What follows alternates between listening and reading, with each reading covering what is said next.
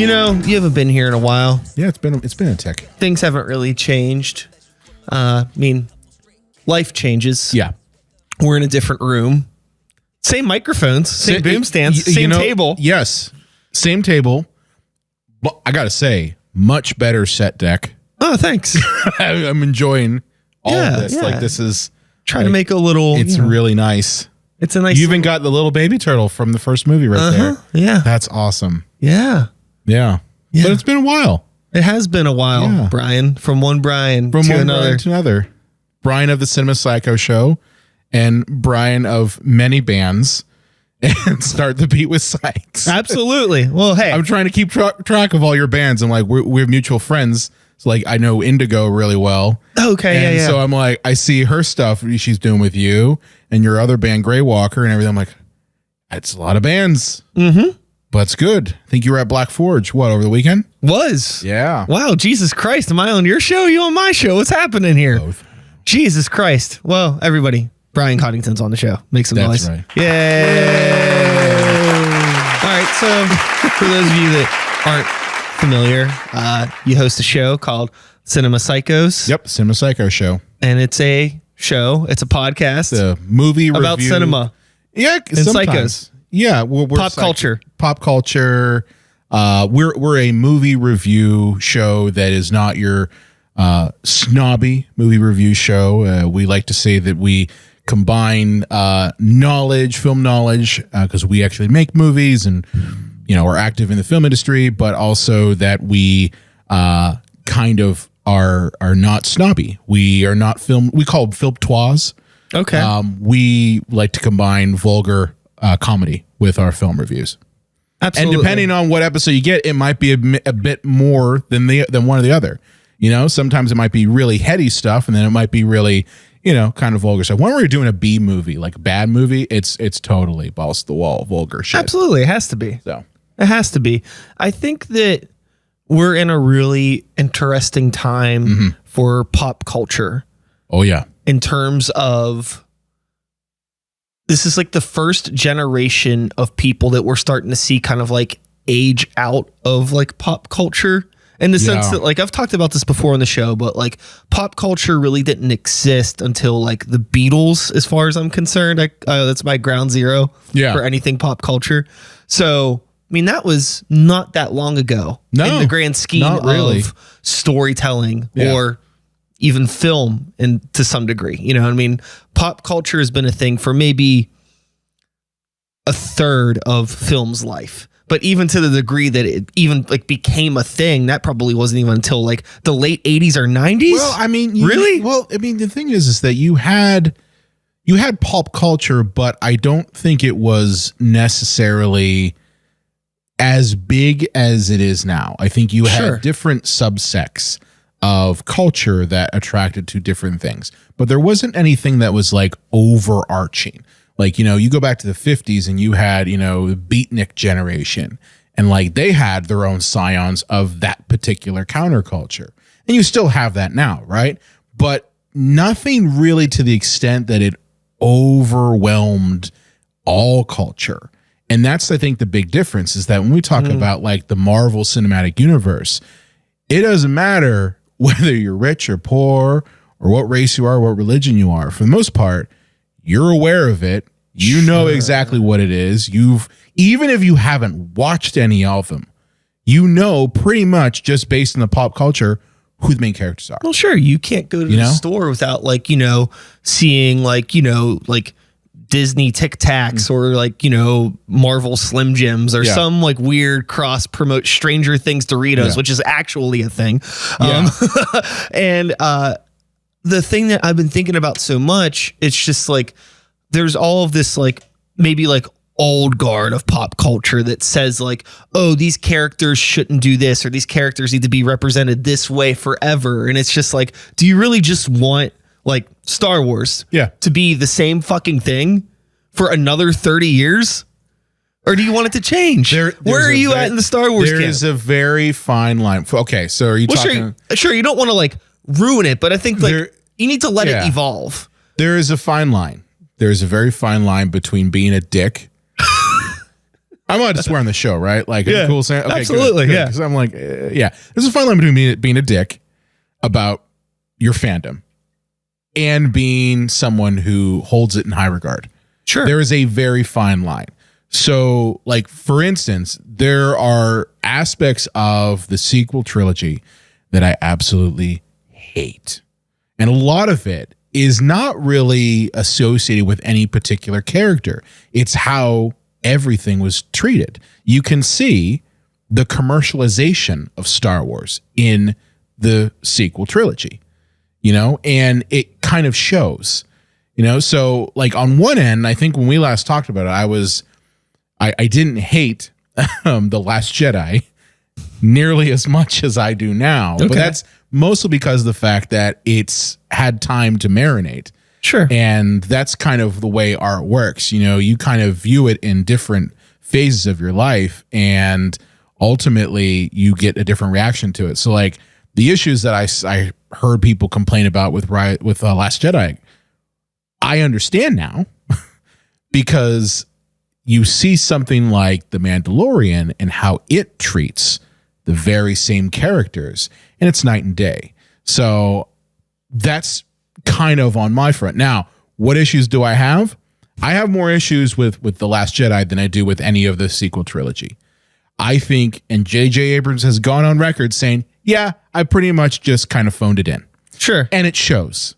When you don't give the audience any room to breathe in a, what was that, that was like 2.5 hours?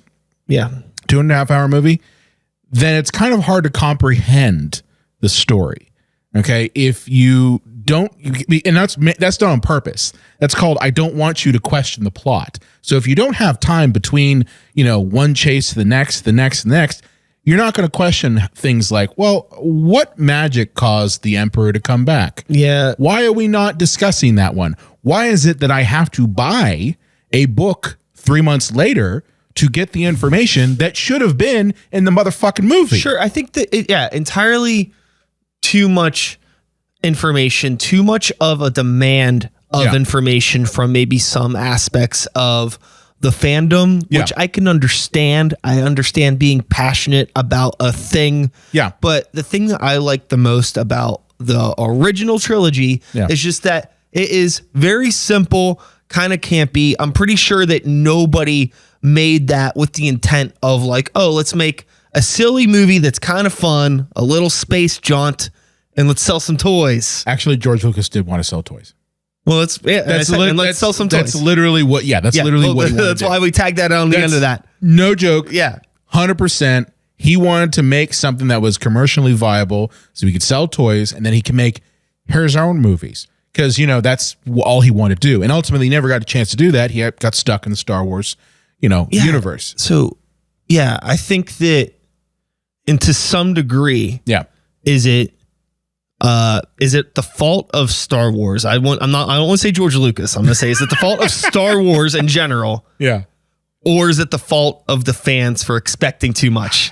Did they create their own hell? I think that is a very valid point.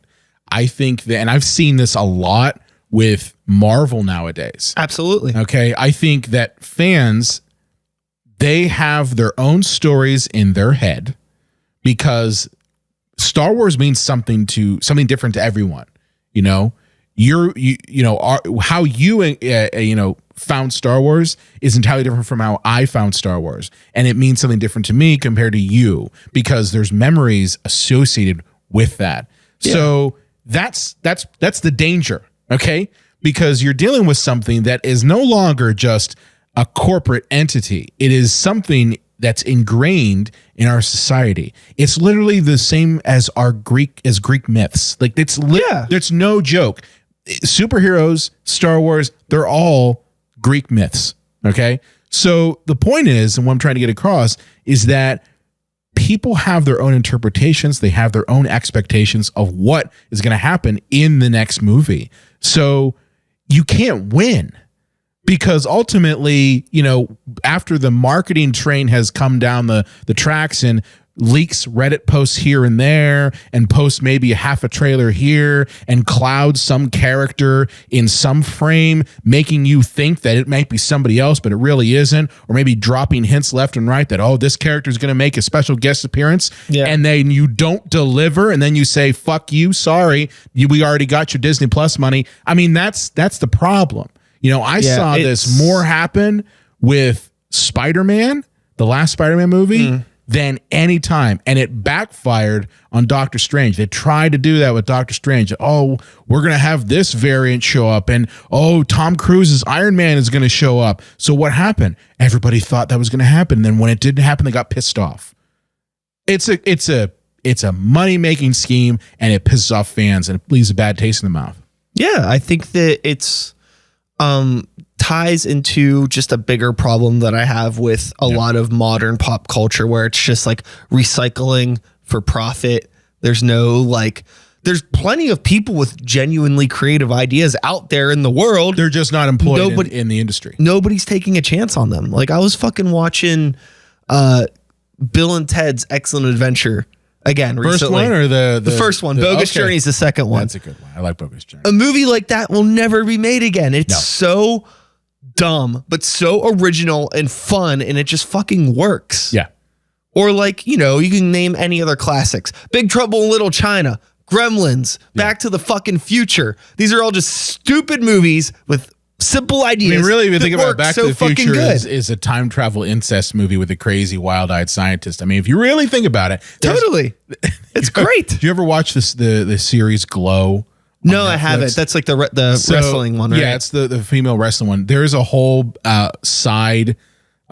It's a whole side plot where Mark Maron, who plays like the manager of the wrestling team. He has in essence the script for Back to the Future, and he's telling people about the plot of it, and they're all just like, so wait a minute, the son makes out with his mom, and it's a whole joke. Yeah, because it's well before that story even went out to anyone. You could tell he probably sold the script. But yeah, so I agree with you. Now there's a reason behind that. Oh, absolutely. And that's mainly because Hollywood, for all the money that they have, has no idea what people want to watch. They don't. They have no idea. They used to be able to bank it on a name, right? Like when we were kids, whenever a movie came out, think about Total Recall. You didn't know what the hell Total Recall was about, but what was the thing on the front of the poster? Arnold, right? Mm-hmm. Because the studio was able to say, well, I've got the biggest action star in the world, and I don't care what movie he's in. So that's why you had movies like that. That's why you had The Running Game. That's why you had any movie with Sylvester Stallone. And they might have been terrible pieces of shit, but they had a name. So they had a guarantee that people would say, well, I'm going to go see the next Sylvester Stallone movie. I'm going to go see the next, Arnold Schwarzenegger movie. It doesn't matter what's in it. It's just him. Well, yeah. They can't bank on that anymore. Well, yeah. Now that's why let's just make the Batman again. Well, that's all they got. Yeah. They and it really a lot of it comes down, don't be wrong, I love that newest version of the Batman. Now, yes, could you say is a dark, gritty version like the other gritty versions we have? But I mean, I liked it. I didn't have a problem with it. I don't mind different interpretations of things. It doesn't really bother me that much. A lot of people had asked me about the Ninja Turtle stuff when that was happening, and I was like, I don't give a shit. It's fine. It's not for me. I like the old ones better. The old ones. I'm sure little kids are going to like that one more than the old ones.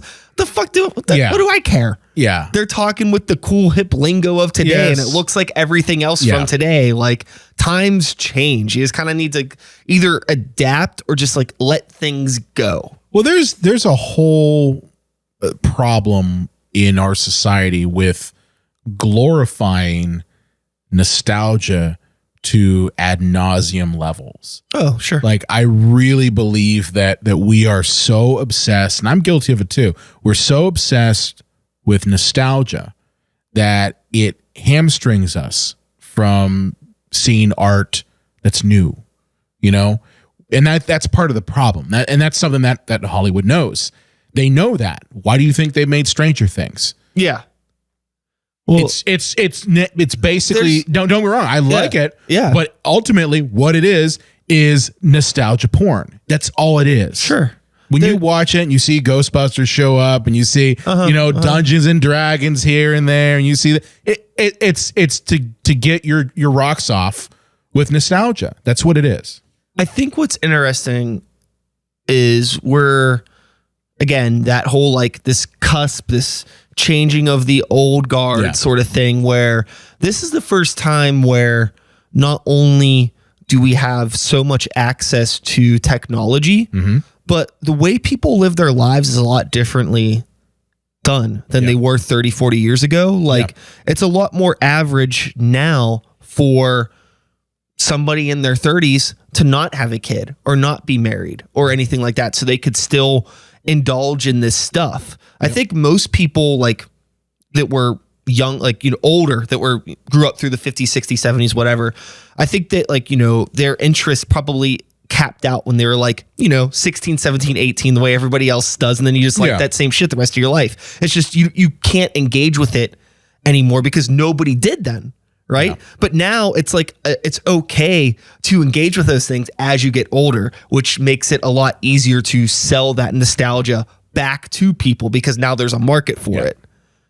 Yeah. It's weird. It's very weird. I mean, I know that my parents, like they're the bands they liked capped out at like, I think that's just a normal 19. Human thing. I mean, God, it's only been in like the past several decades that the average lifespan went up a good bit, right? There used to be a time period where a lot of people didn't live to be like 40 or 50. Very true. So, it's only through like modern medicine that we're living longer.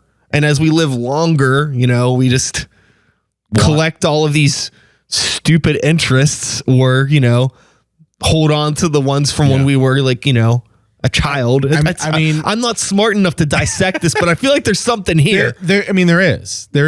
Ultimately, it's. I also think that. I think when our times are not exactly the most, I don't know, good. Oh, sure.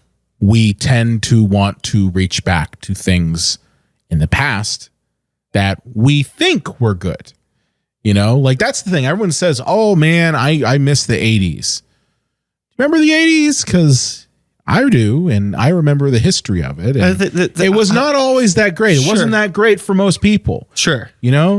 So the thing is that I think ultimately we have rose-colored glasses when it comes to nostalgia. And we have rose-colored glasses when it comes to our own memories of those sorts of things. And so Hollywood knows that, and they know that, well, if we just keep shoveling out more shit that is to cater to that, then you won't ask, where are the new ideas? And I think I mentioned this last time I was on your show, that really where I have seen more originality come from has been in television. Totally. More so than in movies. And it's something where when I do see it in movies, it's always something that's kind of just pushed under the rug, never going to get a wide release, never going to get put out there. It's always something that's just like, oh yeah, there's this thing. And it never gets any eyeballs to it until it makes it to streaming, which again, that's television, Yeah. So like that's where it then lives. Like I've been seeing these articles more and more where movies that were shit, like, I don't know, 10 years ago, suddenly start blowing up on streaming. Have you seen that recently? Like a lot of movies that were like really crappy when they came out initially, for whatever reason, they blow up on Netflix, or they blow up on Hulu. And it's all because of the fact that they're finally in a position where they get eyeballs to these original stories. And that's the truth, is that people want original stories, they just don't know it. Sure. Because you're just being force-fed nostalgia on a daily basis. Yeah. I mean, it's like, going into Netflix, and it's in a lot of weird ways. It's just, I don't know, a lot of people talk about the concept of option paralysis, and I like fully agree with that. And like, I don't know about the whole like recommended for you stuff. I go through mine and I'm just like, I don't know. The only service that has been good at recommending things to me is Amazon Prime. I've found some wild stuff through Amazon Prime. Amazon Prime to me feels very much like the video store. I was going to say, yeah, it feels like going to like a VHS store. They have like the wildest shit on there. Yeah. One, I could tell that they really care about box art. Like you can tell the people who are running Amazon Prime really were children of the 80s and they knew what box art was, because every single time on there, I never just see a still. It's never just a still from the movie. It's always some sort of artwork from the film. And it looks great. I will say that Amazon Prime's user interface sucks. And I wish they would fix that. But I mean, I've seen some great things from Shudder. I have Shudder and I love horror movies. So like that's what I go to. I've seen some great stuff on there. Some stuff I never would have seen before. I recently just watched Miss 45 for the first time. Oh, nice. Cool. And I loved it, you know? But like, that's something that I would never seen if I hadn't gone on Shudder and it just like showed up. I think that, you know, this segues into another interesting dark alley that we can kind of go down here in terms of like, you know, it's real easy, I think, as a dork, a pop culture consumer, such as me or yourself, to be like, oh, I wish everybody was tapping into the things that I was tapping into. But the fact of the matter is that it's just impossible. That's never going to be the case. And the people that do care do find those things. You know, they're still, for as low or underground of a movie as like Miss 45 is, there's still, you know, hundreds of thousands and thousands of people online that'll talk about that movie and love that movie. And I'm sure if they had a screening of it at some cinema here, it'd probably be sold out. Like, you know, like people know about that stuff. It's just like, you know, you want more people to know about it. But then there's always the thing where it's like, well, if it gets too big, then Hollywood ruins it. And then our conversation loops right back around to the beginning. So it's like very much a be careful what you wish for. It's kind of like The Room. Yeah, sure. You know what I mean? Like the movie The Room, underground, cult classic, fantastic piece of cinema. Okay. That's a sentence. I say that knowing that it's shit. It's a fantastic cinematic experience. I don't know if piece of cinema. I mean, I don't want to call it a cinematic abortion because I've seen plenty of those. But what I love about The Room is that no matter what, it is what it is. And, you know, at least because Tommy Wiseau knows now to lean into it, you know, pretty much is accepting of it. But what happened to that? You get, you know, the disaster artist. Sure. Which is the Hollywoodification of a cult classic. And you'll never get another genuine piece of art from Tommy Wiseau. Not anymore. Well, I don't know. I didn't watch Best Friends, but it's Fiends or whatever it is. It's still going to be made through the wrong lens. Mm-hmm. You know? Yeah. Made it too big, made it too obvious, which is great. You know what I mean? Yeah. Everybody had their fun, but you're just never going to get another genuine piece of art from him. That's a common trope with any of these B movie directors who end up becoming big. You know, you had Birdemic, which blew up, and then they made a sequel to it, and it was shit. You know, like that's you can't. It's lightning in a bottle times 1,000. Okay, when you make a shit movie and it blows up and gets an audience, you can't replicate that. You can't make a sequel to it. Like, I hate Neil Breen. You ever seen Neil Breen? Yeah. I hate that man with a passion. One, because I've had to watch his movies and then sit on it, look at him online where he talks about how he's a world-renowned filmmaker. And he sells his masterclass for $500. and I'm just like the 8 DVD set or something. And I'm just sitting there going like, I hate you because on one hand, people know who the fuck you are. Sure. So you're not just some weirdo. I mean, you're clearly a weirdo, but he's not just some weirdo in the back alley with a bunch of his, burnt DVDs, just hand them out and no one wants them. People want them. People covet Neil Breen DVDs, partially because the man made it so that you couldn't get them. So on one hand, he is. On the other hand, his craft sucks balls. Totally. Okay? Yeah. And that's the thing that's infuriating. He's the only person I've seen who's been able to, on a continual basis, produce crap cinema that then blows up. Everybody wants to watch his crappy films. Although I've found that they have gone down in quality. We're on Twisted Pair.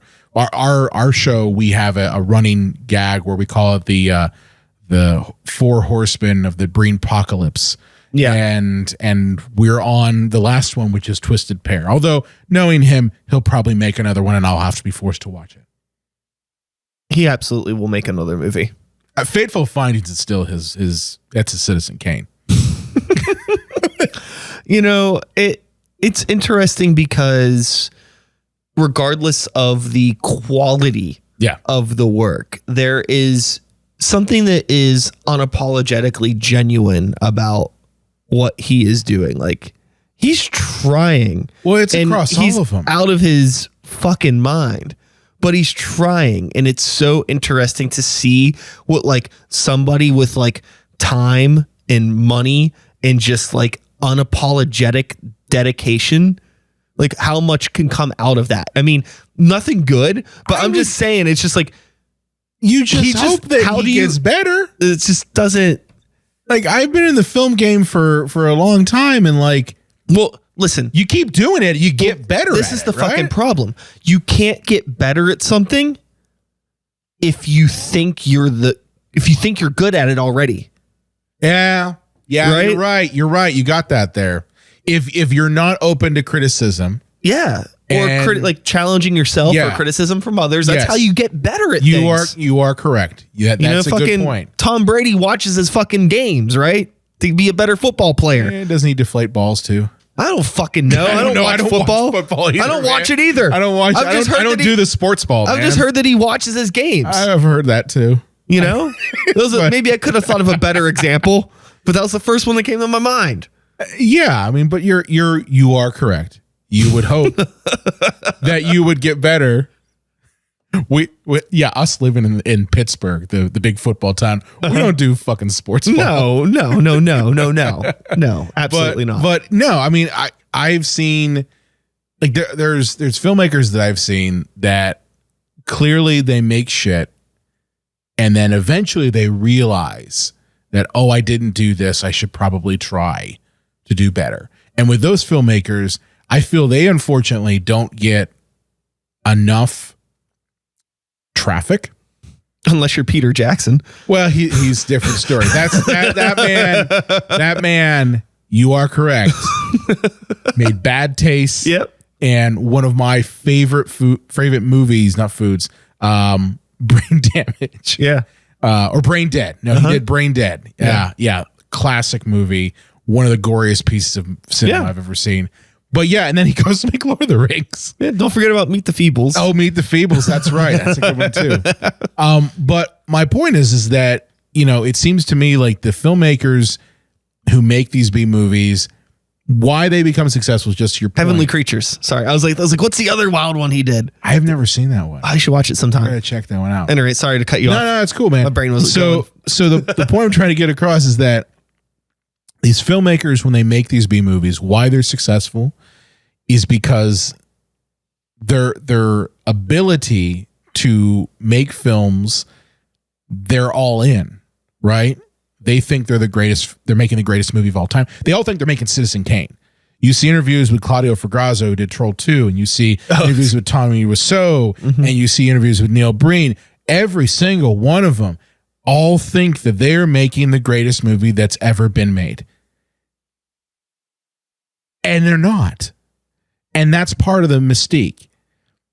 But on the double edge of that sword, though, is you're right. They can never see that they've done anything wrong. The unfortunate thing that some artists never figure out is that, like, you never determine how good your art is. The public determines how good your art is. Yeah. It's up to the public. Now, there's definitely creative people like your Peter Jacksons or your Del Toros, or if you want to like go way back, Walt Disney's a controversial figure to some people, but I would he's say so. he was a fucking creative maniac, though. I can't discount his creativity, just his anti-Semitism. Sure. He is a creative fucking powerhouse, and Absolutely. he changed animation forever. Oh yeah, he codified it. Turned it was the Henry, Henry Ford of animation. He could not turn off. Like if you listen to just like any interviews with him from the day or hear about like, I don't know, it's just like insane. It is insane. It's insane. Yeah, but like given the time period too. Yeah, of just being like an adult with this like unapologetic childlike vision to create this thing. And we're still talking about it today. Oh yeah. I mean, now over 100 years. Yeah. And now, hey, Disney's never going anywhere. Never. They got everything. They got Star Wars. They got Marvel. For now. Hey. Yeah, for now. I mean, that's if anything, Hollywood's an industry. So I mean, if you had told me 40 years ago or something like that, well, I wasn't alive 40 years ago, but if you talked to someone 40 years ago and said, hey, movies are going to be funded by a bunch of hedge fund people in Wall Street who don't know anything about movies, they'd say, that doesn't seem realistic. Why would they make that bet? Yeah. Well, I mean, the same things happen with like fine art and music to some degree. Or the NFT shit. Yeah. Anything that you can, that's the problem, is that like really at the end of the day, like most money is funneled through like the creative vision of somebody, whether it's fucking a piece of art or fucking real estate. Yeah. Or, there's so much, I mean, like even like a creative brain can work in terms of just like finances and stocks and things like that. Like you gotta be like, oh yeah, it's all dork shit. Yeah. Nerds. And, unfortunately, like these people have like found a way through time to become like legal crooks and take advantage of everything. When the same legal crooks have the same legal politicians in their back pocket who control the wheels of power and the machine itself, that's why. Yeah. That's it. It's all game. It's a rigged game. It's the biggest rigged game of all time. I think that there's again, just going back to the be careful what you wish for type thing. We all wanted everybody to take our cool nerd shit seriously. And now look what happened. They took it seriously and they're running to the bank with it. Yeah. Yeah. And we're fucked. Well, no, we're not fucked. I know. Let me tell you. I'm just being dramatic. Let me tell you why we're not fucked though. Because if you look at the history of media, it ebbs and flows. Okay. Yeah. In the 30s and into the 50s, you had the big studios. Okay. These were monopolies. They literally, anything that they want to make, they had in essence a factory that did it. And you had no independence. Okay. 60s and 70s come around, that system breaks. You no longer have the big epics and the big giant musicals. Those were gone because they were losing money. What was replacing it instead of that? The tiny independent films. It's where you got Star Wars, where you got Jaws, where you got the things now that have become that. Halloween. So what I'm trying to say is that if history is any judge, there will come a time when audiences' tastes will change and we won't want all of this. And I'm starting to see that with especially superhero films. I'm surprised that the wheels haven't fallen off the fucking superhero train already. They're starting to. Yeah. I don't think anyone 5 years ago would have thought that you would have had an MCU film that flops. You think about anyone who said, this Marvel film is going to flop. No one 5 years ago thought that.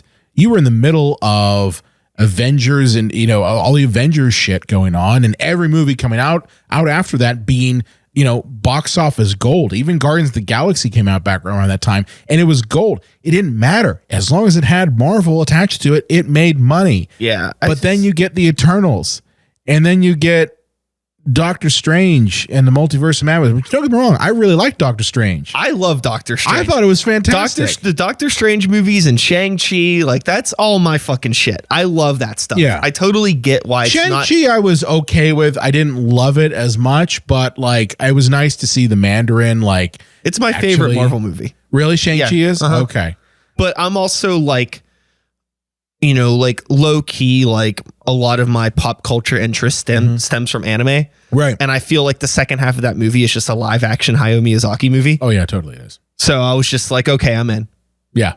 No, that's going back to my nostalgia and my interests that I developed as a preteen, dictating what my tastes are for the rest of my life. Right. But I would never say that it's my favorite. I'm not going to say it's the best. Fine. There's no such thing as the best. I get why the people like the Avengers, and I get why people like the Spider-Mans and all that stuff. I saw the Thors. They're fun. I mean, it's a little too silly at times. I don't know, but it's fun. I mean, you're what are you gonna do? You're dealing with space gods. How serious can you get? Yeah, I would much rather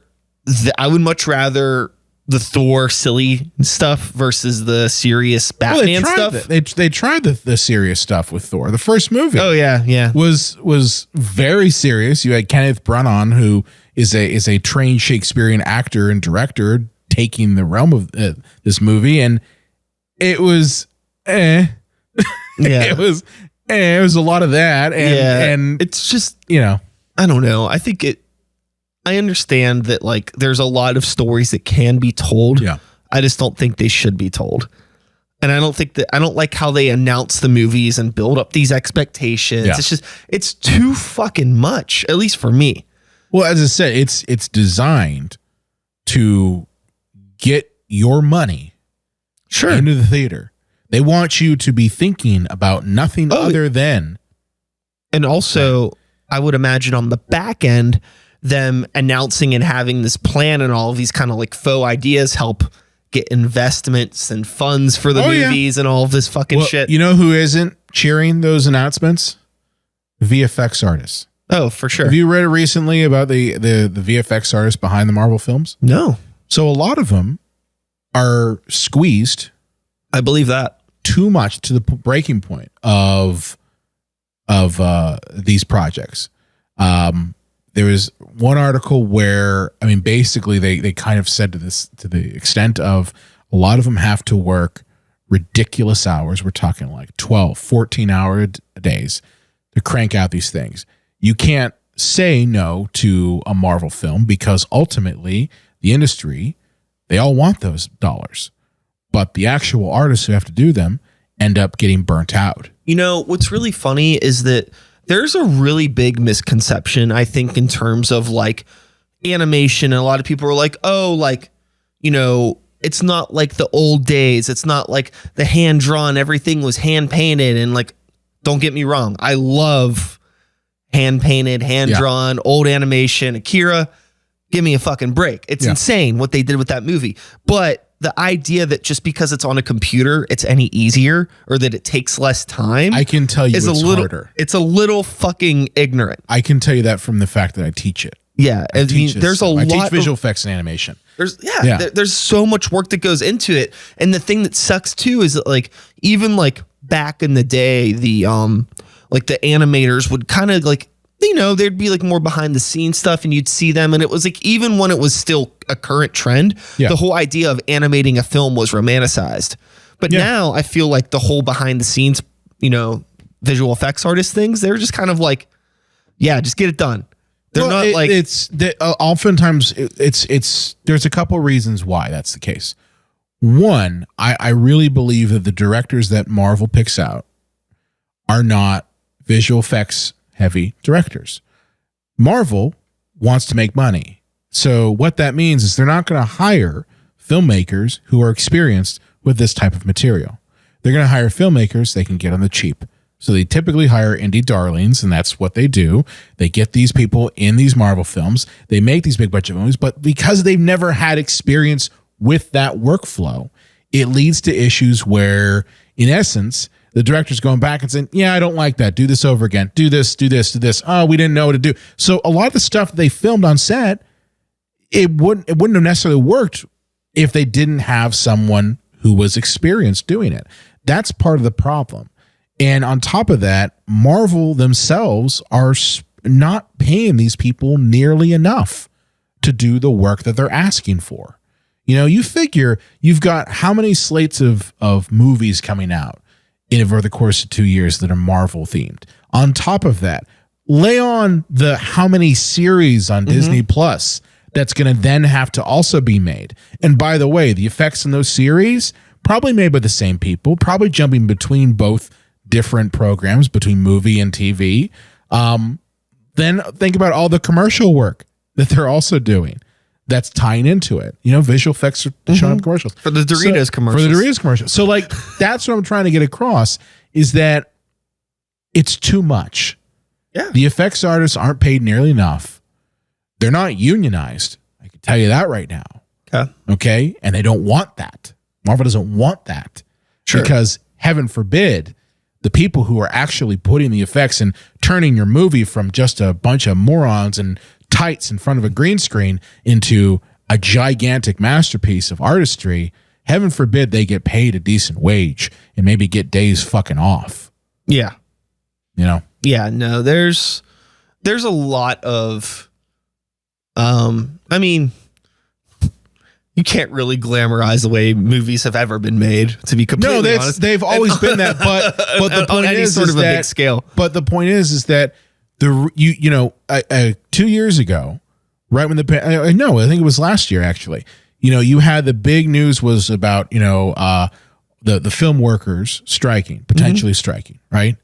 That caught big news. And that was something that everyone was talking about. And you heard stories. And I have a lot of friends who are in the film industry who they've told me, yeah, it's very much like that, where you're working backbreaking labor. I believe it. You're working hours to the point where you're falling asleep at the wheel when you're on your way driving back. And maybe you got to get up the next day because guess what? The director and not director, as the producer of the show, doesn't have enough hours between when the one set ends and the next set begins.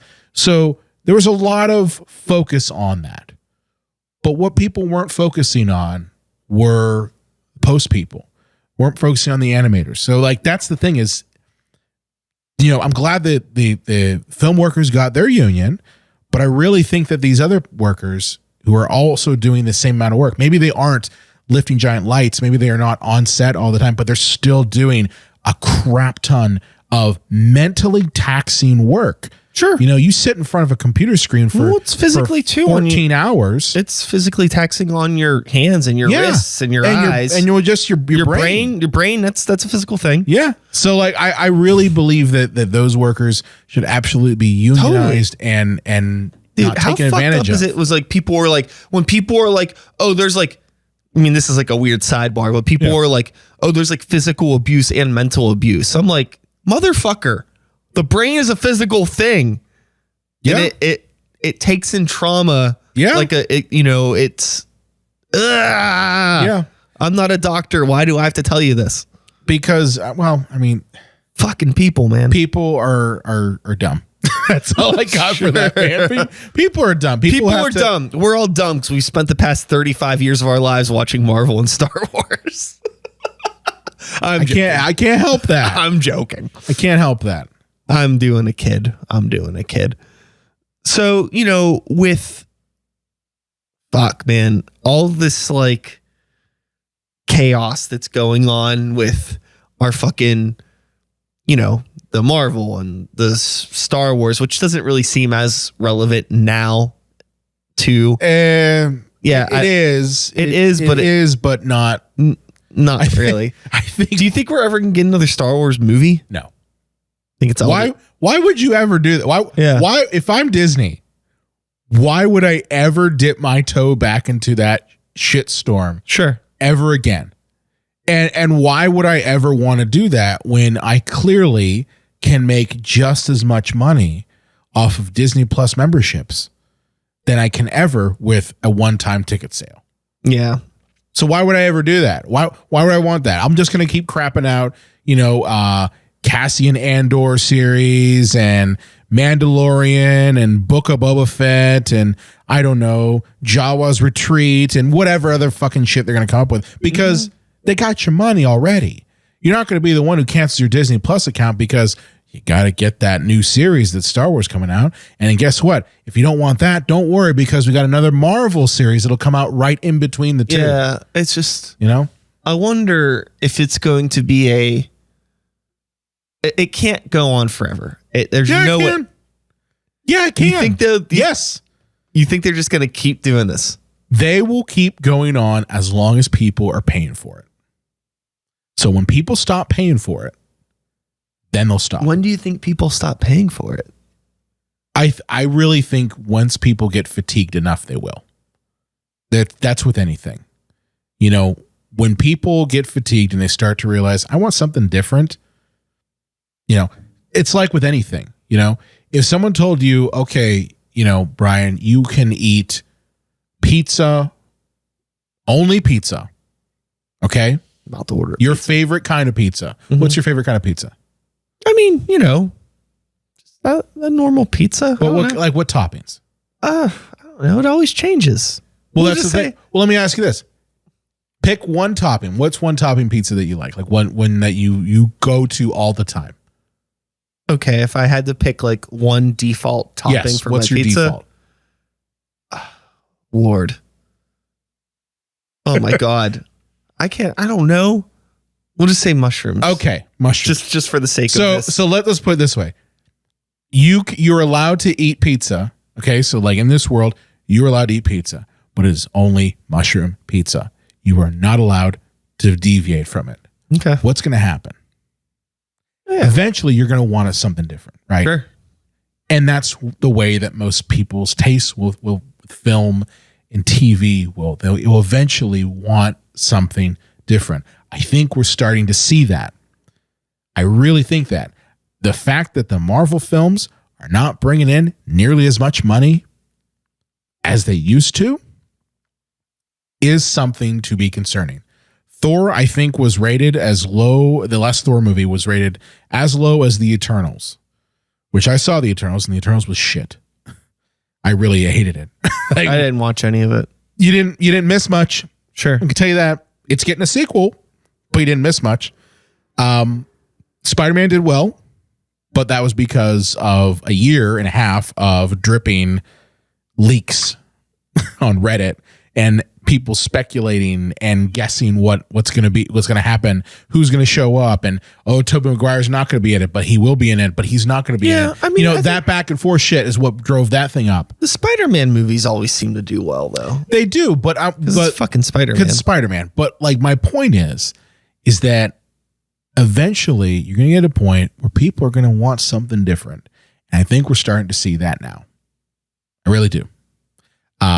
I don't know if that's across the board with all superhero movies, but I think with Marvel specifically, I think it's starting. I thought with Spider-Man, I'm like, they don't got any. I thought that was that's something that was gonna, I thought it was gonna fail. I watched it. I was like, wow, they actually did good. Yeah, But then I watched Doctor Strange, and I'm like, I like it.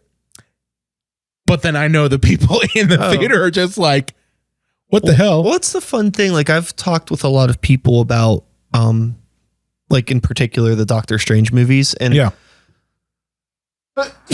Bless you. God bless me. A lot of people like haven't seen them. It's just like a character that a lot of people. The first one they kind of fucked up. Don't know about, or they just don't care. The first one came out in a weird time too. Yeah. Because it was like I think it was like right before Guardians of the Galaxy. Yeah. But they also, I don't think they knew what the hell to do with him. So they, in essence, just made him kind of like mystical Tony Stark. Here's what you found on the internet. Oh, Lord. We triggered something to activate my phone. Now I'm going to be getting Doctor Strange ads all fucking week. That's what's going to happen. It's going to happen. But yeah, I just think they didn't know what the hell to do with him. And then we get the second movie. And like, again, I thought it was great. Yeah. I thought it was hilarious. But then again, I grew up on The Evil Dead and Army of Darkness. So like I'm seeing a Sam Raimi, and I told my co-host John, I'm like, watching that movie was in essence Sam Raimi's revenge. It was his revenge for Spider-Man 4. He didn't get a chance to get it, so he's like, fine, fuck you. I'm going to make an Evil Dead movie in the MCU. And it was glorious. The scene where Doctor Strange is a zombie, and he's got like a cape full of black ghosts. Yeah, it was awesome. I'm just like, this is fucking amazing. It was so like, it was that like self-aware, but still like competent, not too much story. It was fun. I knew everything that was going on. Yeah. And I enjoyed it. I don't need a whole lot. I mean, Wanda was the only thing that I'm just like, she's kind of annoying. Wanda is a tough character. Yeah. But I think that, was that Elizabeth Olsen? Yeah. Kills it. I think she does a really good job at that character. I liked her in WandaVision. In this one, I found it was kind of, she was laughable. But I mean, I think that's kind of the point of that character, though, right? Like she seemed insane. Like I mean, I guess that's what they were going for. She's not supposed to be likable. She's like, like I don't want to be around this person. Yeah. This person is out of their mind. This is like people of Walmart level insanity. Like people of Walmart. Well, I mean that part where she sees her kids and she's just like, I love you. Totally. You're just like, no. Yeah. But I mean, like, so like, like there's like, I've been around people. Like I've had people in my family that are like, this is like a really weird comparison of things, but people that are like addicts and people that are just like so hyper focused on something and they get out of their mind to a point that like, I'm like, holy shit. Like when she's like doing that stuff, like with her kids, like this is reminding me of people that I've seen actually do this because they're fucking out of their mind. Wow. Yeah. It's, it's creepy. Yeah. But yeah, Elizabeth Olsen's a badass. I haven't had a celebrity crush in a long time. I think I have a crush on Elizabeth Olsen. Mine was Natalie Portman. Oh yeah. That was back in the day. That was back in the day. Yeah. Garden State? No, I mean, that one. Yeah, now that I think about it. Yeah. Or was it all Star Wars? It was Star Wars first. Star Wars first, and then it became Garden State. But that was the celebrity crush. Attack of the Clones turned into Attack of the Bones. You know what I'm saying? Hell yeah, baby. No. Lightsaber up. No.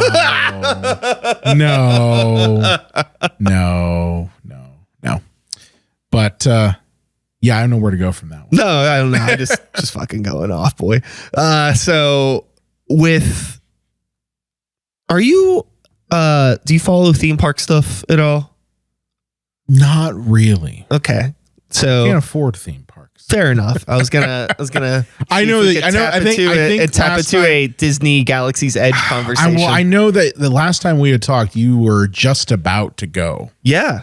I think you were just about to go. And I think you had fun looking at your Facebook. Yeah. So now 4 years later, I have been to the Galaxies, both of them. I've been to Florida. Yeah.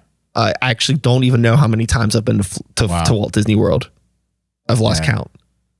My family's been wanting to make the trek, but I'm just like. And I went to Disneyland once. I kind of lucked out over the past couple years, and I'm traveling a lot more for work now. Yeah.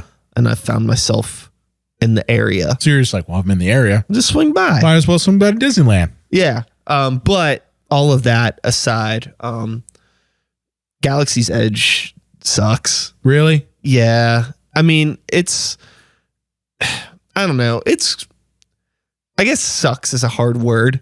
It's just a ripoff, isn't it? It's lacking. There's a lot when you're first there, like the first time you go in there and you see it and you're walking around, you're like, wow, they really did it. Yeah. They really fucking did it. Yeah. And then 10 minutes later, you're like, oh, that's it. I mean, the rides are cool. They're like little rise. What's not little at all, but the Rise of the Resistance ride. Yeah. It's like the big, like 3 rides in one thing. Okay. It's fun. Yeah. It's cool. It's cool. But then it wears off real quick. But I mean, the thing is, like, everything is just, it's leaning on the nostalgia a lot. And a lot of the stuff is just like screens and things like that. You know what I mean? So it's like, because, you like came to Galaxy's Edge to watch a movie. The Millennium Falcon ride is basically just like a gigantic version of like a Dave and Buster's game. Oh, that's sad to hear. But the cooler thing is, like, whenever like you're queuing up to get into the ride, like you go inside the Millennium Falcon. Yeah. So you actually get to like walk through it. So that's actually sick because like it's kind of cool. It's like the queues in like the set pieces are way cooler than the actual ride itself. Wow. But yeah, Rise of the Resistance is interesting. There's some really cool animatronics and effects. A lot of it is still screen based, but it's cool. But it's like, but it wears off quick. For did me, you see the Avengers one yet? For me, it did. Oh, so yeah, Avengers Campus in California. I did go there. Did you like that one, or was that? I mean, it's fine. It's just not what I would expect from a Disney park. Really? Yeah. Like just kind of like if you go corners? to like, it just feels like cheap. Oh, okay. You know, like it'd be like if you. Because like also too, it's like, well, how do you theme a whole land around Avengers Campus? It's just all these like cheap buildings with like LED lights, and then they have the characters walking around. But it's not like you're not immersed in some experience. Yeah. And you go over to like Universal and they have all the Harry Potter shit, and you're like, holy shit. Yeah. I'm in fucking my I'm at Hogwarts. My wife's been to Universal and told me all about Harry Potter. And it's literally like you're in it. It's fucking crazy. Yeah. It's so, and it's like just, but also it's like, well, that's a much more like visually stimulating property than like Marvel. Well, my thing is because like why would there's you no build landscapes of Marvel, right? You just have the characters. That's not true. I mean, they could have done Wakanda. Sure. They could have done, like any sort of like battle. Like they could have done, Battle of New York, any of that stuff. They could have done that, but like I didn't understand why they chose the Avengers campus. So it's like you're going to an office building. Sure. Yeah, because I mean, I think they chose it because they could just do it for cheap. Although what is the coolest thing about Avengers Campus is the PIM test kitchen. Okay. Because they have they serve like all these like ridiculously like oversized food items. Like giant, like way big, like huge pretzels. Like it like leans into the whole like Ant-Man-y gimmick and all this stuff. So that's fun. That's interesting. I appreciated that. And they have like fun like cocktail beverages that they make and stuff. It's like weird science experiment stuff. Okay, I was like, that works. Yeah. The Spider-Man Web Slingers ride is just, again, it's another Dave and Buster's ride. You know what I mean? Where like you have like these like things where like you just like interact like you're playing Wii. Yeah. You're just like playing like Wii on a dark ride, and you're just, I don't know. I like rides that give me an experience. I hate rides with game elements. Oh, yeah. You know what I mean? Like, yeah, no, I get what you mean. Like you go to the fucking Harry Potter bullshit. Yeah. And like, you're on a broom flying through fucking Hogwarts, or you're like, you're in fucking Gringotts and like trying to escape and, getting the dragon out and all that stuff. Like you're just in part of the story and it's fun. Instead you have a video game. Yeah. It's like if I want to do video games, I'd stay home. Yeah. I'm not a huge fan of I like the dark new rides. Disney stuff. Like I like the dark rides personally. It's like my favorite ride at Kennywood is the Exterminator. Hell yeah. Hell yeah. I don't like the line that goes to the Exterminator. Yeah. The 45 to an hour long line, but the ride itself is one of my favorites. Well, that's the funny thing is just like the power of rides like that. Yeah. And the fact that like a lot of parks think that stuff is dated and they want to lean into all of this screen-based stuff. It's like, you're out of your fucking mind. That's why there's a fucking crazy line at the Exterminator all the time. It's because people like that shit. I had a really interesting and reasonably miserable conversation with a terrible person the last time I was at Universal. Oh, really? Yes. What happened? So I was at the hotel bar. Okay. After a day of theme parking, having a cocktail as one does. As one does. And I got into a conversation with the person that was sitting next to me. Okay. And I guess they were down there with their family and they were doing the whole like a couple days in Disney, couple days in Universal. Yeah. And he was like the dad. Yep. And you could tell he's just very much just like he's burned out. He was kind of a dick. But I was like, I'll talk to this guy. And we were talking about like the differences between Universal and Disney. And he was he a younger guy or was he was like, way older than me? Oh, okay. You know what I mean? He's in his like 40s or 50s, maybe, Okay. you know? And he was talking about like, he's like, you know, Disney needs to get rid of all the old rides and just make this, just bring in more stuff with the screens that's new and fancy. He's like talking about like, yeah, they should just get rid of Pirates of the Caribbean, get rid of Haunted Mansion. I'm like, what the fuck are you talking about? Why? And he's like, because it's old, it's dated. Like, you know, I like the stuff with the screens. It looks new. And it's like, they're all the same because Universal has in the studios, they have a lot of screen-based stuff now. Yeah.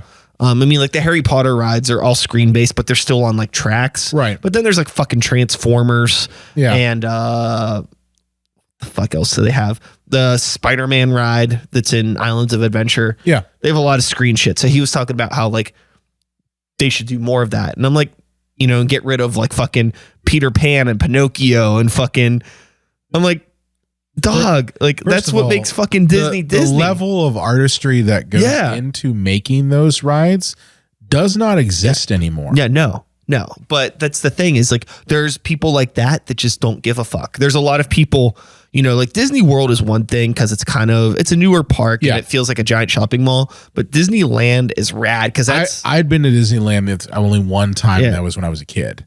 It's like I have memories of it. It's like a museum, but there's a lot of people that say the park shouldn't be a museum. It should always be evolving and changing, which I get to some point. But also I feel like there's like an historical marker that is set there where it's like, you know, this kind of goes back to the beginning of our conversation with movies. It's like, how much should you let stuff evolve and how much shouldn't you let stuff evolve? I think there's room for both. I think you show reverence to the things that came before you, and that's what those rides are, you know? And I would go back to it, the level of ingenuity that went into crafting those rides, there's no screen that can do that nowadays. You know, like you look at the Haunted Mansion, you have a Pepper's Ghost set up, done to create the ghost there. It's there's no computers involved. It's quite literally old timey techniques that scared the hell out of me when I was a kid. Sure. You know? So like you can't get rid of those things. And I know it might seem hokey and not nearly as high tech, but here's the thing about the high tech stuff. They're outdated in about 6 months' time. Sure. Haunted Mansion is timeless. That's why. Yeah. Because they're built on technology, and that technology ultimately ages out. And if its baseline is to be cheap and slick and that's it, then there's no mystique that comes with it aging out. That's why the Haunted Mansion, that's why Pinocchio and you know the Matterhorn, all these things, why they stand the test of the time is because not only did they were built with a story, and they were built with ingenuity for its time, and people created memories with it. I don't think anyone's going to create memories over the Transformers ride. Or if they do, it's like, wow, that Transformer was really cool. And that's it. Yeah. You know what I mean? So I think it would be a mistake to tear all that down and lose decades worth of ingenuity that went into those rides. I had a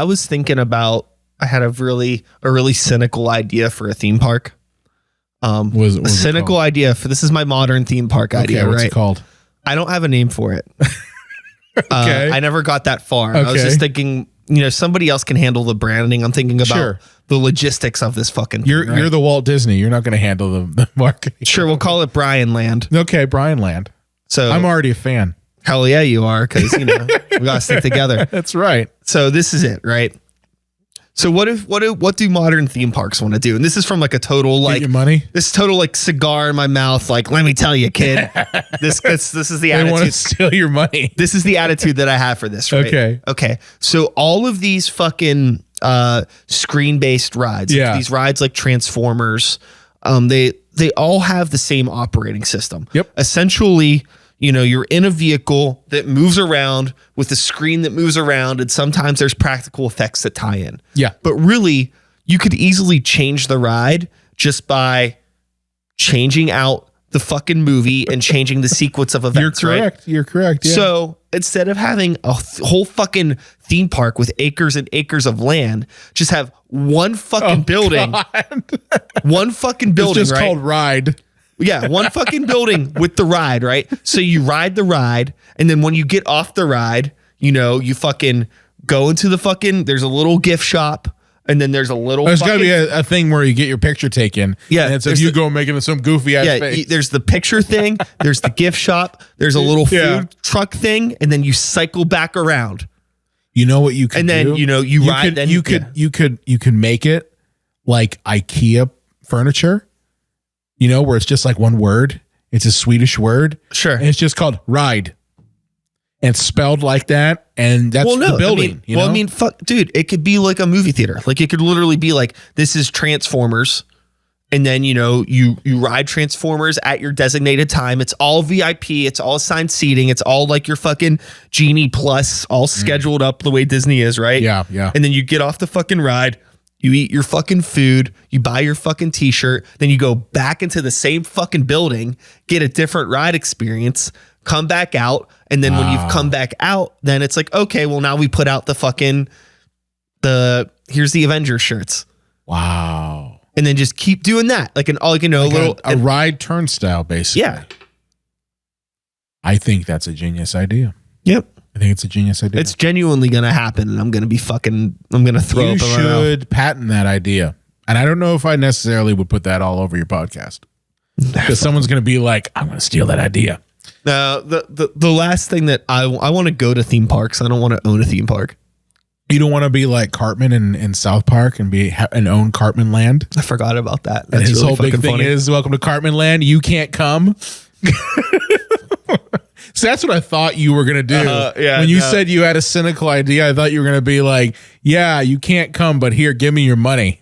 No. I'm going to show you the ride, and you pay to come in, but you don't actually come in. That's the thing is, like, I love so much about Universal. Yeah.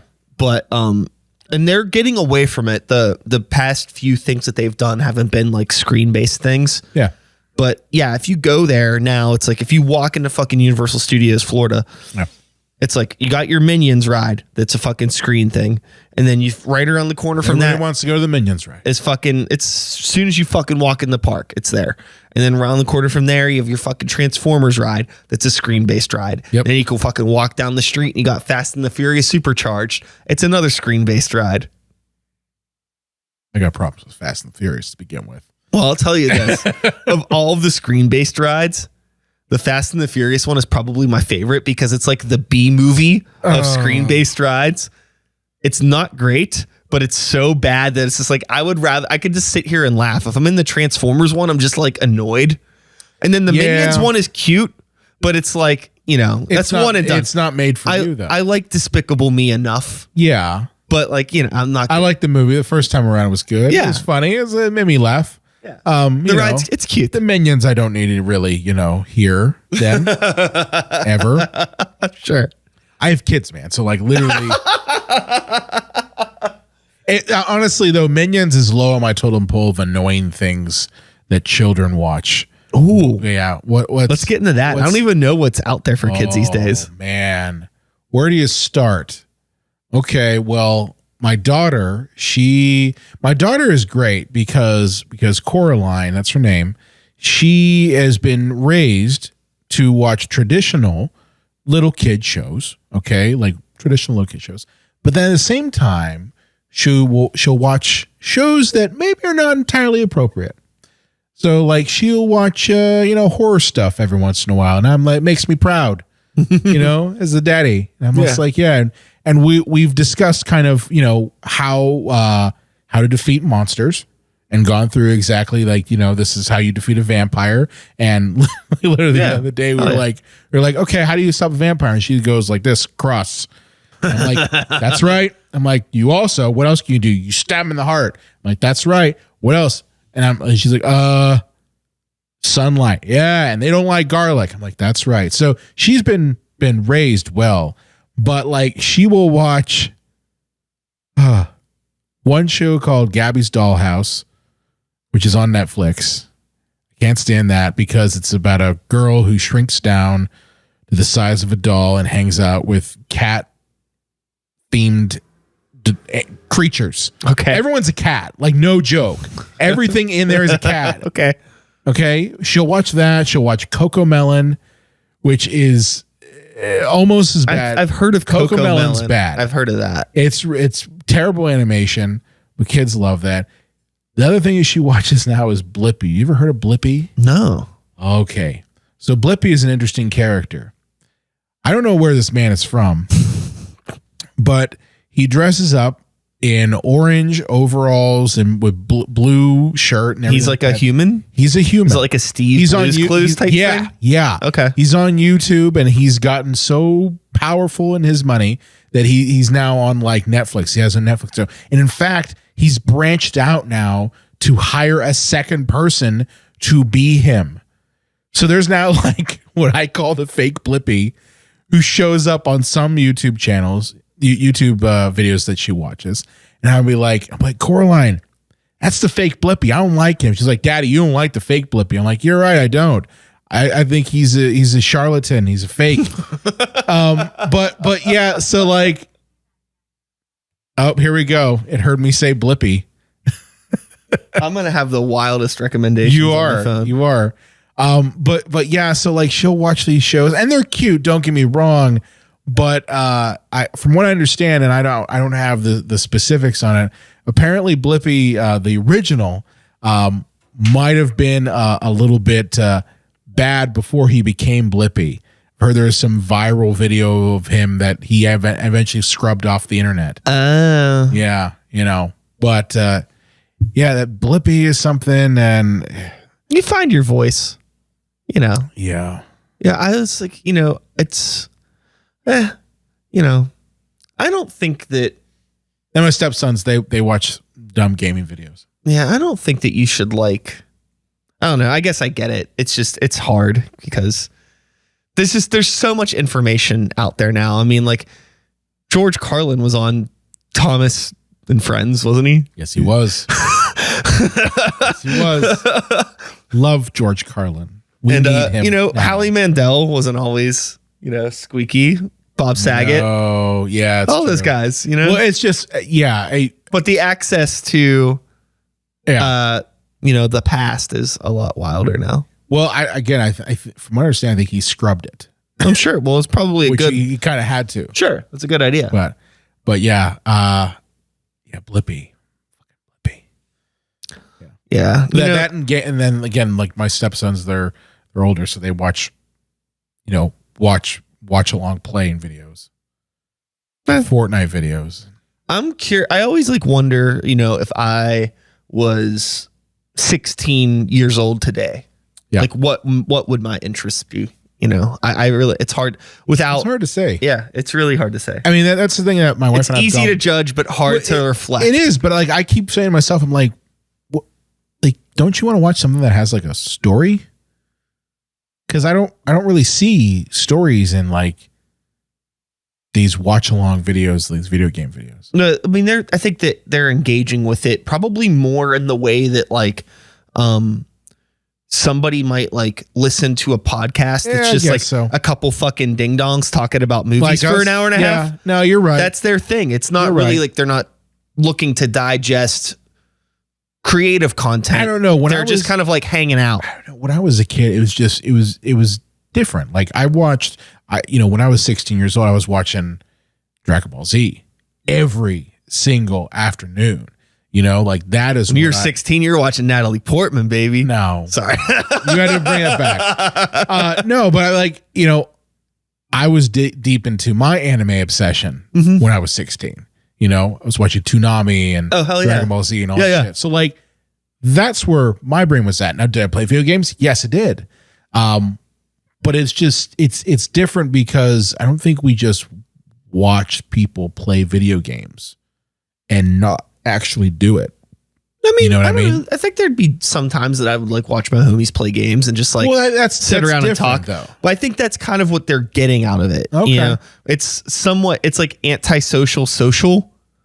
Where it's like they're like they can't directly communicate with them. Maybe if there's a chat, they can. Well, that's the thing, and I think on one end, I think that those YouTubers kind of take advantage of that. Oh fuck yeah! Because they, you know, like my stepson said, "Oh well, can we give money? Can we donate to the streamer?" And I'm like, "Why?" Oh yeah, and I know exactly what it is because it's basically pay for play. You know, you're paying for the chat. Oh yeah. That's that. Yeah, you know, there's a couple like theme park YouTubers that I follow.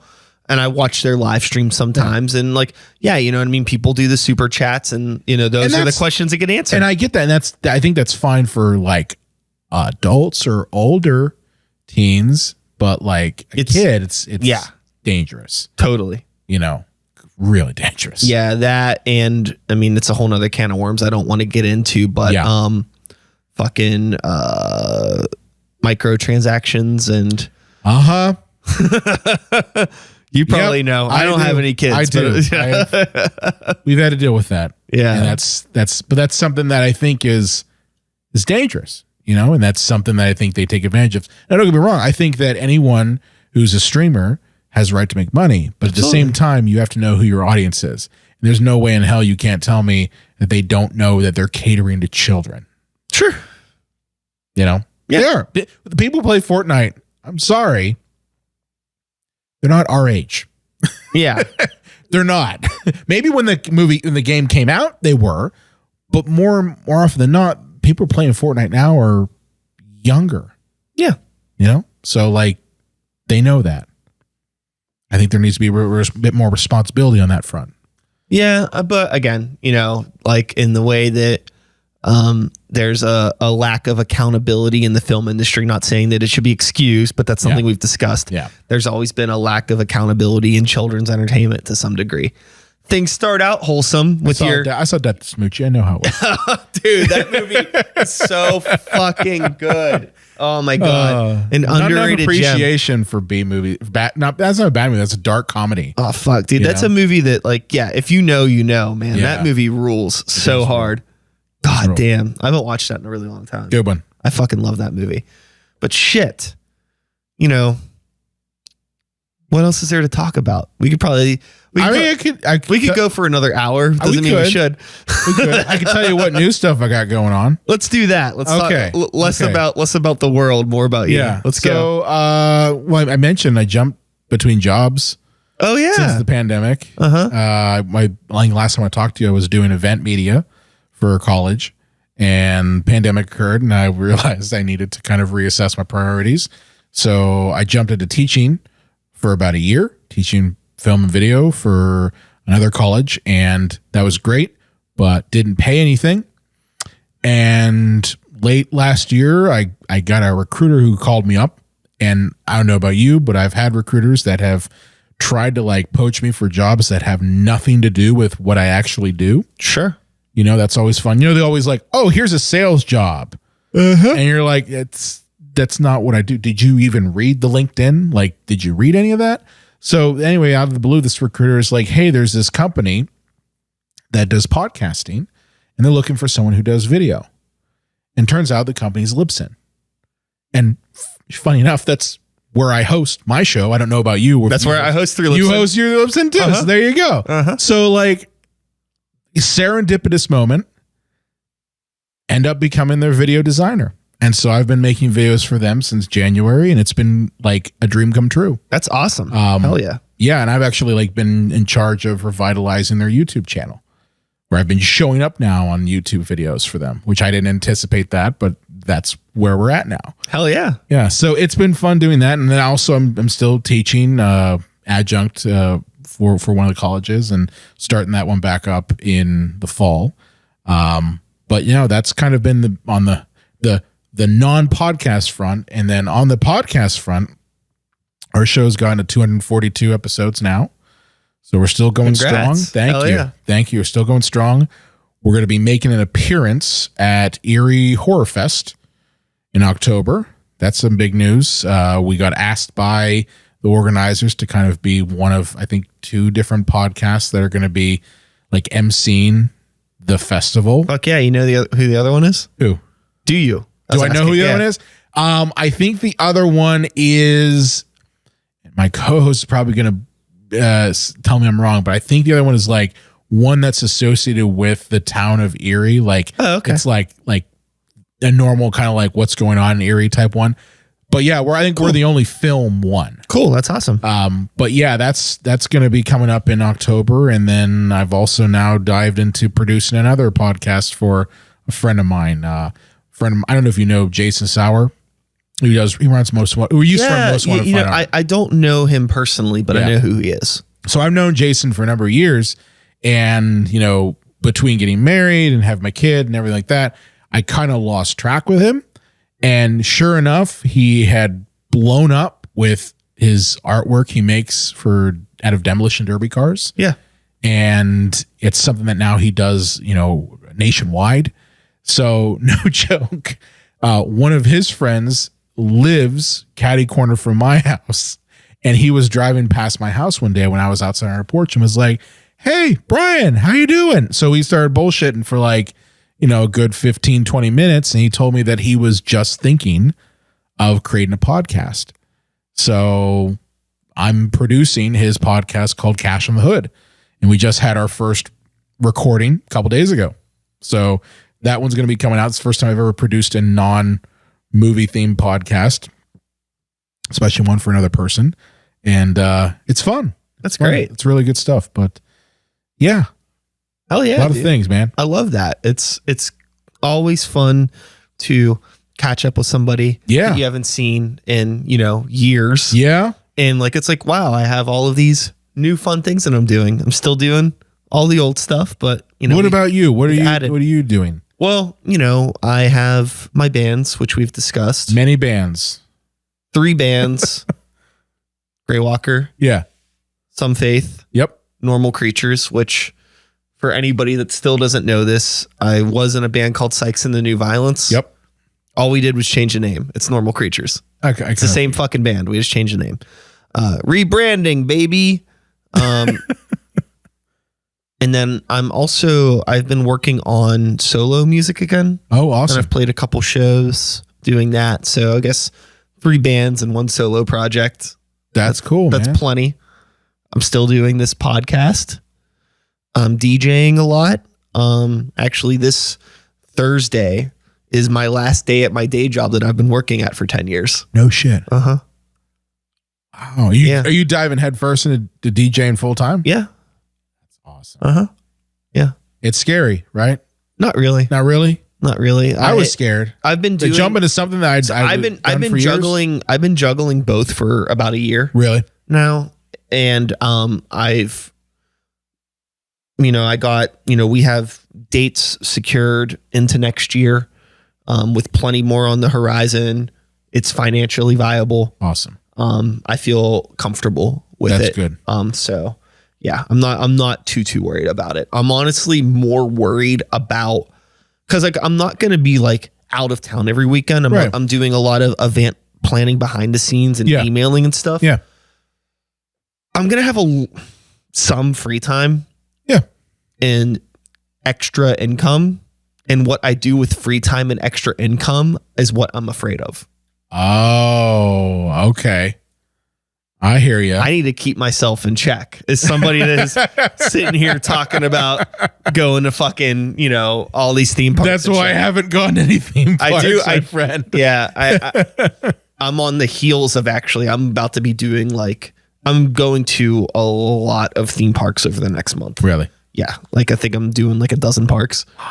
I'm surprised you haven't done a podcast on that. Because that right there, man, yeah, a niche there. I had genuinely considered doing something that was theme park related. Yeah.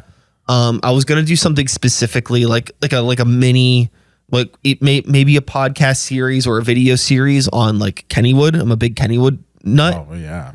But that's our park. I started researching it. I scripted out 2.5 episodes. Yeah.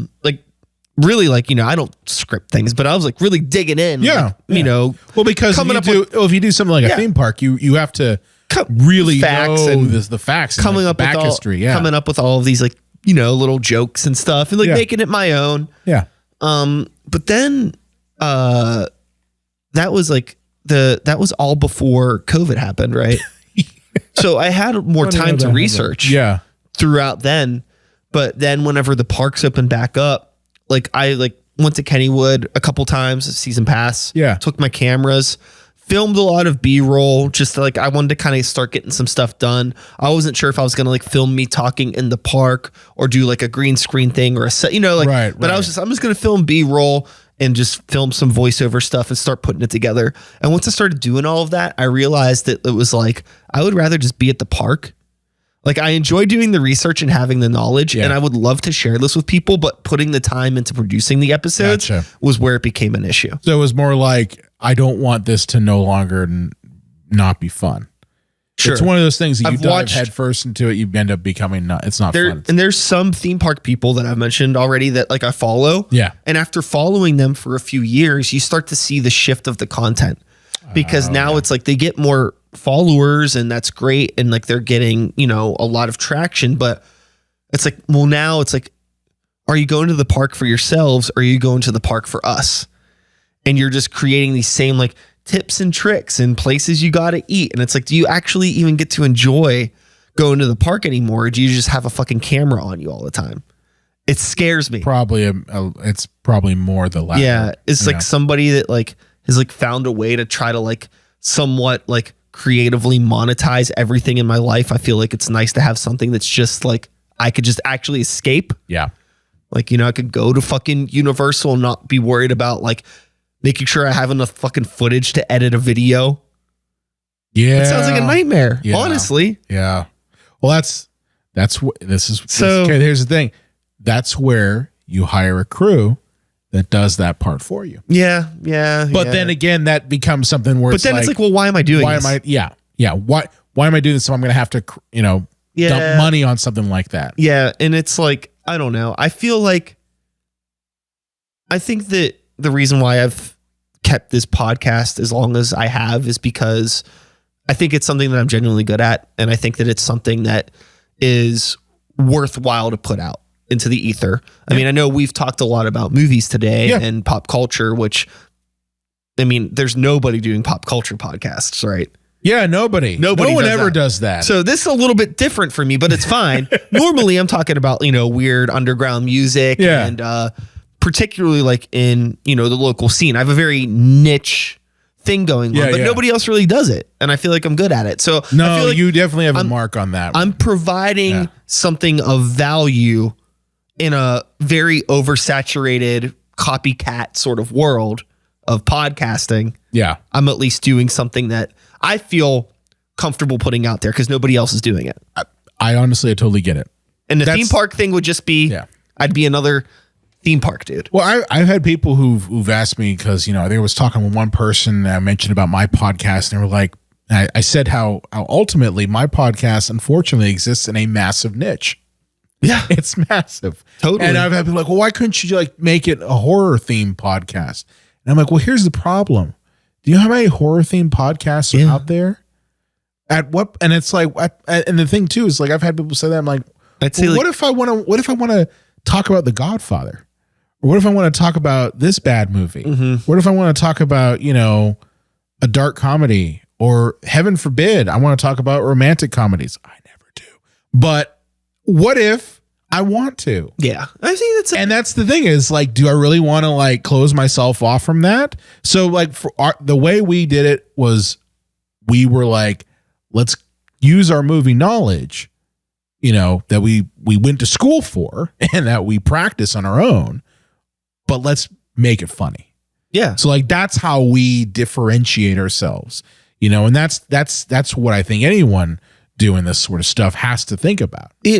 Ultimately, and I had like, a really an unsolicited compliment came to me one time from a friend who out of nowhere, I don't remember why he said this to me, And like, it was even fucking weirder because it was my friend Bobby who used to own this cafe down the street called the Pear and the Pickle. Okay. It's no longer there. R.I.P. Miss that place to death. Miss you, Bobby. But one day at the shop, he was talking to me about the podcast, asked how things were going. And then he was like, hey, don't forget that like the show's about you. I was talking about guests. I think that was the issue. It's just like, yeah, I've been like having a hard time like with like some guests or finding people that are interesting. He's like, who cares? The show's about you. People listen to the show because it's your show. I was like, shit, I never thought about it like that.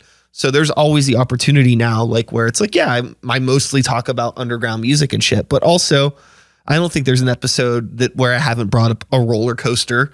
Right. And you know, because it's your own flavor, right? Yeah. It's all through your lens. That's how it works. You know, any sort of art you do, it's you can say, well, it's copycat. It's not. It's your interpretation. Of it. That's the thing. I remember I was, you know, in my early 20s thinking a lot about art way before podcasting because, you know, I'm well beyond that now. I'm not even in my early 30s anymore. But you know, thinking when I was younger about the idea of like intention and like behind art and why an artist does something, like, you know, just because an artist sounds like another artist, it's not a bad thing. Like if you genuinely want to make music that sounds like fucking Judas Priest or the Beastie Boys or whatever it is, there's nothing wrong with that if that's genuinely what your intention is. But, you know, if the intention's kind of fucked up and it's just like, I want to emulate this because that is successful. And I just, you know, really, if it was up to, you know, like really, I want to do fucking, you know, some New Kids on the Block stuff, but the heavy stuff is what's making money. So I'm going to do that. I don't like that. I don't like fucked up intentions. No, I think if you, you know, for me, I've always made any of my short films, you know, I have what I homage to all the time. You know, I love Clive Barker films, love Clive Barker stories. My movies tend to have that kind of vibe to them. At least I've tried to do that. Yeah. But I also know not everyone digs that vibe. Sure. And, you know, I could make torture porn. I don't want to. Okay. Yeah. I don't find it fun. You know, and that's the thing is I'm drawn to stories that have a certain bent to them that I find interesting. And it's one of the things that I think any creative person has to have that in mind. And if you believe in it, and it kind of circles back around to talking about the directors of B movies. I was just about to say, yeah. If you believe in it, other people will too. But if you don't believe in it, if you're only doing it for the money, it's not going to work. Well, I mean, I think if you believe in it, you'll get people interested. They'll be, but to excited keep them, about you need to be like,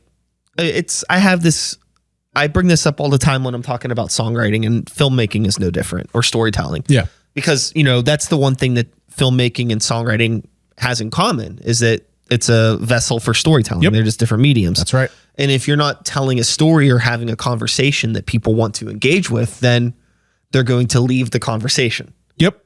So it needs to be interesting. It has to be engaging. It doesn't have to be original. No. I mean, how many times is like, you know, somebody told you some story about something that happened to them at the grocery store that's like, whatever. This isn't like an incredibly unique thing, but it's your story and you're telling it in a way that I find captivating. So go on. That's right. Tell me about the Quaker Oats. Tell me about the Quaker Oats. His face, the Quaker Oat man, he just looked like a gremlin. I mean, that's the only thing I saw is like, why is his face look like a gremlin? Yeah. Who designed that? Sure. I don't know. Quaker Oats people. Yeah, I don't know. Yeah. But that's the same thing. Like, how many times have you gone to a Walmart and you branch in Walmart people? Sure. You go to a Walmart, how many times have you seen the same type of people? Sure. At the Walmart. Sure. You see the same type Every of people in anywhere you go, you know? I one time saw a guy in a horse mask, like a unicorn horse mask, walking around Walmart. That was probably my friend Josh. Shout outs to Josh from God Hates Unicorns. He plays. It just seems like something that he would fucking do. It was in Cranberry. I doubt it was. I don't think Josh was in Cranberry, but maybe he was. I don't know. But yeah. I mean, hey, you know, we're doing well.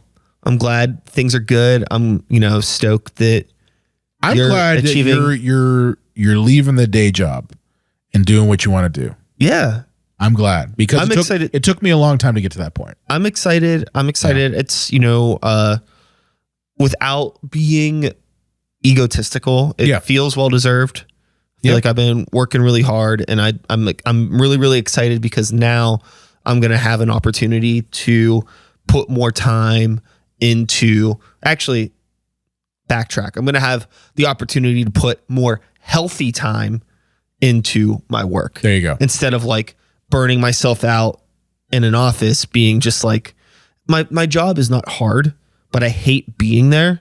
So you spend 8 hours a day being miserable. It fucks up it fucks up the rest of your day. I did that for 9 years. Yeah. During the events, I did that for 9 years. I got to the point, I was on another podcast, P.O. Vincent? No, I don't. Okay, he's another podcaster in town. And he has a show called The Patronarchy, and it was kind of like talking about your worst job experiences. And I said that, when I was doing events for this university, I'm not going to name who it was, but I got to the point where I was really depressed, and like it affected me mentally. And it became an issue where I was known as the grumpy asshole at work because I didn't want to be there. Sure. I didn't want to deal with the shit. I didn't want to deal with people's stupid ass events left and right, because that's what I was doing, setting up events, setting up AV for these events. And I was getting tired of it. I was getting burnt out. And I knew, and I told my boss at this point, I told him I was leaving. I said, if I'm here any longer, I'm going to tell someone to go fuck themselves. And it's going to be the wrong person. You're going to have to fire me. So like, that's when I knew I was done. And then on top of that, the pandemic didn't help. Sure. Like I think any person I've met has said that the pandemic has really forced them to reassess everything. Sure. And I was no different. My day job totally changed because a lot of the shit that we used to do where I worked, depending on by the time you're listening to this, where I work. Yeah. That stuff, like half of like my job description, half of my tasks, the things that I actually enjoyed about the job, all the creative stuff, gone. Yeah. And that's not the company's fault by any means. That's just the way the world shook out. But now it's like, well, this, I'm thankful for the fact that this place was able to help me like sustain and put a roof over my head. They were always super cool about the band stuff. And, it was a very good job for me to have. Yeah. But now it's just like, it's not creatively fulfilling anymore. Yeah. And, I'm using my creative things that I want to do in other avenues, and I am making more money. So what do we do? It's a natural evolution. Yeah. I mean, for me, it was the same sort of thing. I basically, like, my wife and I, we were like, I need to get out of here. This opportunity came up. Can we do it? And we did it. And we did struggle. Not gonna lie and say we didn't. We did. But if I had not left that job, I would not have been called for this job I'm in now. If I hadn't taken the leap and had a bit of suffering in a little bit, I wouldn't have got this one. Yeah. Because in that time when I was teaching primarily full-time, I was also doing some freelance work. And it was the freelance work that got the attention of the recruiter who eventually called me up. Sure. So it's one of those things that, like, yes, the smart move would have been, why not just stay at the job that you hate? It's paying you a little bit more. It's more known, and the variables. Mm-hmm. But it's like, dude, yeah, it's so funny. You can't do that. Like, I'm sorry. I mean, the situation that I'm in now with texting is just because I said yes to a message that a friend sent me, and I almost said no. Yeah. Very close to saying no. I don't want to be bothered with this. It's not really something that I want to do. Yeah. But I was like, I'm going to say yes. And then I was like, oh, it ended up turning into something great. Yeah. And that's the thing is, I said this on Vincent's show, and I'll say it here.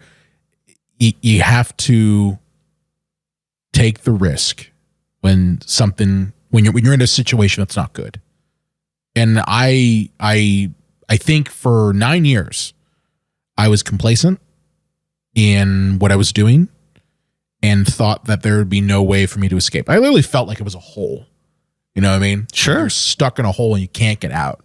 Sure. There was a time, where, my thing was, I got into my job because of freelance work that I had. There you go. You know what I mean? Like, 'cause working for a record label, doing, just creative behind the scenes stuff, because I had been putting out my own records and doing my own graphic design and helping shoot videos and doing all this stuff. So like, I didn't go to school, but I had an insane portfolio of things that I had done. Totally. So it was like, okay, well, there you go. We'll hire you, so that's how I ended up getting that job. And it really just like over time, like I said, like that stuff just like went away. Yeah. All the creative stuff. My thing was I didn't even have that really creative thing. It was more or less like I needed to pay bills and this job just came out. Yeah. Like I graduated grad school and they were like, well, you did AV stuff, so can we just like hire you since we have an opening? And I was like, well, why not?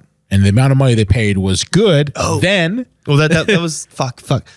I realized it was good then. My brain, sorry, I didn't mean to cut you off, but that's like cool. I was trying to bring up a point and I was talking about being stuck in that rut, right? So that's the point I was trying to get to. My brain just totally shut off. But that was the thing. I felt like there was times where it was like, I don't know what else I do. Yeah. Because it's like, the money's okay. I wish I was making some more. That was the same. But also it's like they let me, like, if I need to play a show, I can play a show. Like, where else am I going to work? Like, even if I'm making more money, I don't want to work in like a warehouse, like, stocking shelves. Not that I've done that before. That was what I was doing. I don't want to. I did retail. I didn't. Yeah. I thought. Well, if this is the best I can get. It's AV. It's in a town.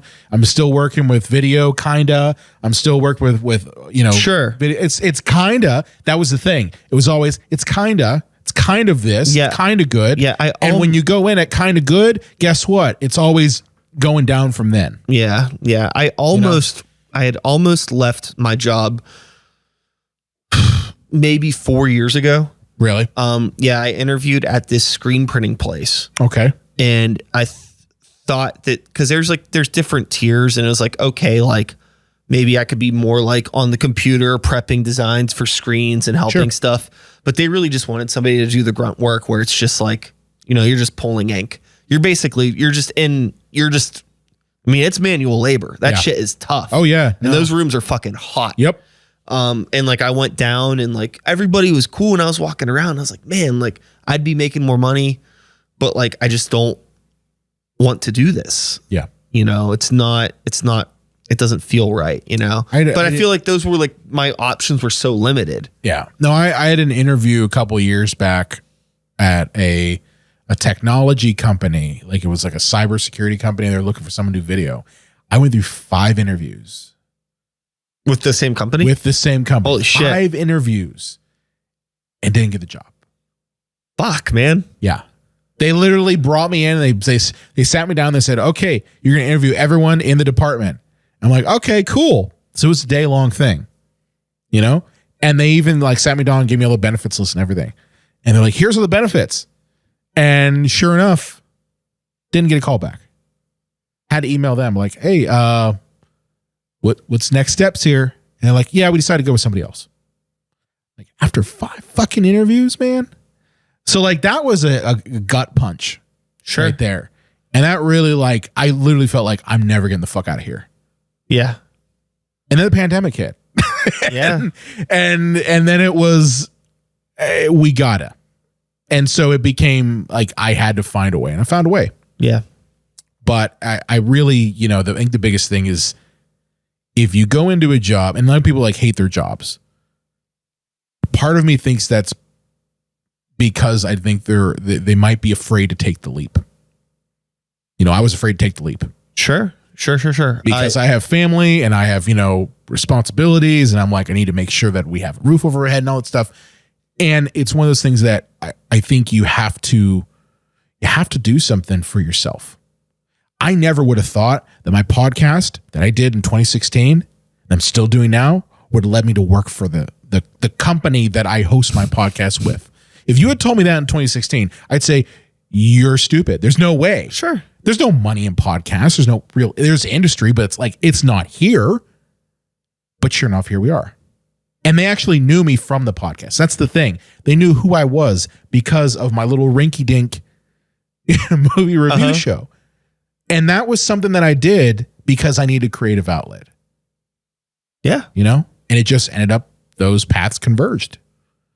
I tell my wife all the time, like, you couldn't write this shit. That's fucking awesome. So, yeah. It's awesome. It's good. Stoked for you. Thanks, man. I'm stoked for you, too. Thanks, man. It's great. I appreciate it. One Brian to another. Fuck yeah.